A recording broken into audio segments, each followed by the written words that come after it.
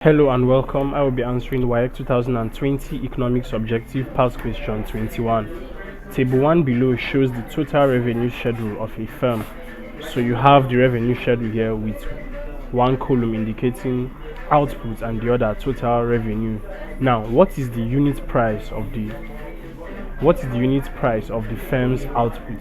A, $10, B, $2.7, C, $2, D, $1.70. Now, to get unit price is what we are trying to calculate, and to get unit price, what you do is to divide any of the price given to you under total revenue by its corresponding unit.